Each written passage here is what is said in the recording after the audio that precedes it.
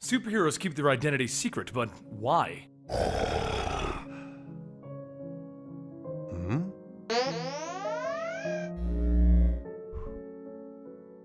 Welcome to the Complete Story Series, where I take trade paperbacks and single issues and I break them down into digestible bites to help you understand. Then I read them dramatically back to you. All alterations to the panels, text, and images are to prevent copyright problems, and all art is owned by its respective companies. Now, if you haven't been following the Flash storyline since the beginning of DC Rebirth, here's a Flash rundown. The Flash found the original Wally West within the Speed Force and pulled him back into this reality where he discovered that time had been altered. Then Wally West from the New 52 discovered that he had powers and he began to train under the Flash. Except, he hasn't told him his secret identity for fear of what that knowledge could lead to, which brings us to today, where we will tell you the story of a man made of darkness. Haunted by his own history, the man learned that one of the real horrors of life is that your life could be affected by the maliciousness of others. At his worst, he turned to misdeeds and mischief, but one day, he was blessed with friends and love. He found hope, and he gave up his wicked ways. And thus, the wicked man lived happily ever after, but that was a long time ago. We are now in Central City, where Barry Allen and Iris West are running through the park getting in shape. Iris brings up the fact that Wally has been ditching school and would like Barry to speak to him for her. Barry pretends to be winded and asks if this is why she invited him to jog with her. And then he notices somebody playing with paper nearby and feels like something is off. That's when Papercut gets up telling everyone to empty their wallets. Before Barry can run in, Iris gets in the way telling him to be careful, and Barry realizes that he can't change into the Flash with her there. He begins to wonder what he's going to do. Does he risk his identity and just save the day? But that's the moment that another speedster arrives on the scene. Kid Flash, aka Wally West. He runs in hitting Papercut and knocking him down. And then Iris demands to know why Kid Flash isn't in school. You see, no one knows Barry's identity, but Iris does know her nephew is Kid Flash. Before Wally can come up with a good excuse, Papercut gets up telling him that he doesn't just control paper, it's just the easiest. And then he begins to move trees around Wally. As the trees pick up Iris and Wally, Iris calls out for Barry to help them, but she can't seem to find him in the mess. That's probably because he changed into the Flash. He shows back up and makes quick work of Papercut saving everyone. He then turns to Wally. You wait here. I'm taking Papercut to Iron Heights. Flash catches up with Wally and demands to know why he lied to him. Flash and Wally had an arrangement. He would go to school and the Flash would teach him afterwards. He was never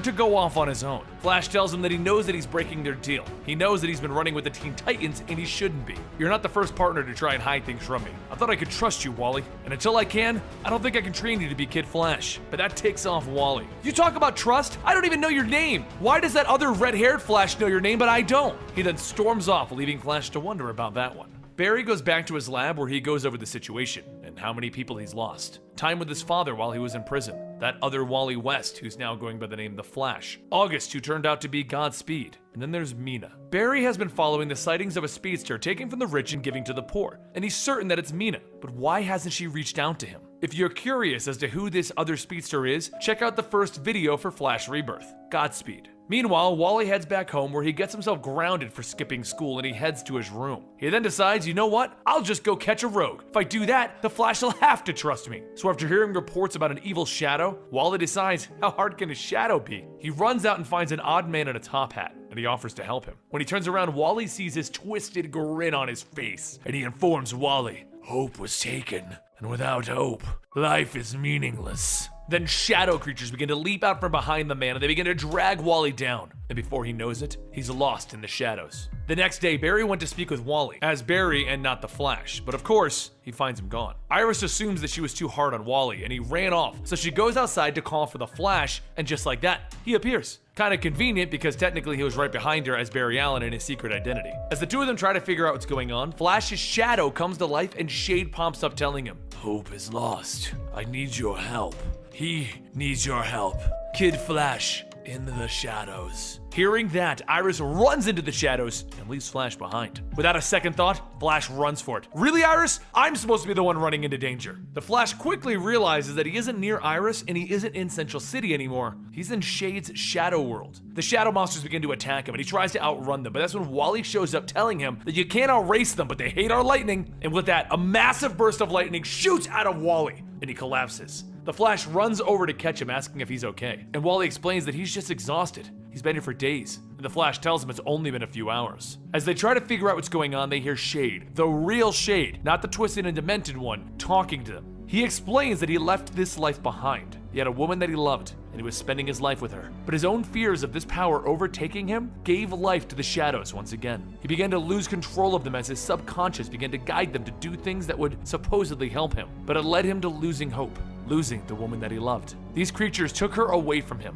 and brought her to the shadow worlds. He, of course, had to chase them, but he was overwhelmed and he needed the Flash, so he was reaching out to him. The Flash then asks him, "So you aren't controlling them?" Yes and no. It's my feelings of fear and doubt that are controlling them and twisting this world into an evil place. So Flash agrees to help Shade if Shade gets Kid Flash out of this mess. Even though Kid Flash argues that he wants to save Iris, Shade ends up informing both of them that it doesn't matter. No one can leave until we have regained control of the shadows, and the shadows are preoccupied with something that they are building, the Tower of Darkness. They are hoping to build it to free themselves from this world forever. Flash brings up that if they find Hope, he can bring her back to Shade and they can end this. And Wally then asks, "What about Iris?" So Shade informs them, "You misunderstand. I already found Hope and Iris. They've been infected by the shadows and they are now the queens of them. It's time for Flash versus Iris West." While Flash and Wally run around with Shade fighting the shadows, Hope and Iris stand in their castle. Hope says that she used to be a cop and never understood why people would go to a life of crime, but now she understands how fun it is. And Iris explains that her nephew and Flash have always been the ones with power. They worry and fret over her as if she's some weak damsel in distress. Well, now she has the power. And as they become more certain of themselves, their powers grow, and the battle outside is being lost as they control the shadows. No matter how fast they run and generate light, the darkness creeps back in at the same speed until it finally swallows up both of our speedsters. Flash tells Wally to remember what he taught him about vibrating through objects, becoming intangible, and Wally says he can't remember, and he won't try. So Flash asks him, "Why won't you at least try to vibrate?" And Wally snaps back at him, "Because Mina was supposed to train me and she's gone." Flash brings Wally close to him and he freezes time, per se. He explains that he locked their speed force together, seemingly freezing time, but they are basically moving at a high speed together, so it only appears like they've frozen time. It allows them to talk for a second. "I know you're upset that Mina is gone, I am too, but I need you to trust me, Kid Flash. Why can't you tell me who you are? You don't trust me. It isn't about trust. Knowing my secret identity, it's a burden. Secrets can weigh a person down. I'm protecting you. I didn't get a chance to be a kid. No friends, clubs, or band practice. I was alone, and I don't want that for you. You deserve a real childhood, and that means that some things need to be kept secret. Now trust me. I can't hold this for much longer." Wally looks at him.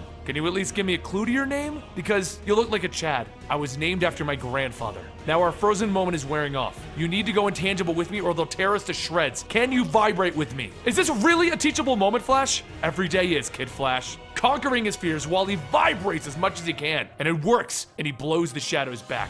Finally free of the shadows attacking them, they both rocket off towards the Tower of Darkness. In the tower, Hope has Shade captive, and in doing so, loses her grip on Iris just a little, so that Iris begins to question what she's doing. Hope turns back to Iris. "Isn't letting go of your worries fun?" But Iris starts to see the truth and tells her, "Just because it's easy and fun doesn't mean it's right. Your will is strong, Iris. If you reject the powers of the shadows, I will have them rip you apart." Shade can't take it anymore. "Hope, no! It's me you want. I did this. The shadows, they acted out because of me. They knew that the only thing holding me back from returning to my old ways was you." Hope turns to him. "It's not about you, Shade. The shadows showed me the better ways of the darkness. Seeing you like this is breaking my heart, Hope. But I guess spending an eternity with this dark version of you is my punishment." And he grabs her, using his powers against her. Wally runs in, grabbing Iris and pulling her aside, while the Flash runs over to Shade, but Shade tells him not to bother, save themselves. Flash tells Shade, "Not a chance, we're getting out of this together. Wally, now!" Both of them begin to charge up their lightning, hitting massive levels of light and electricity. And then they do it.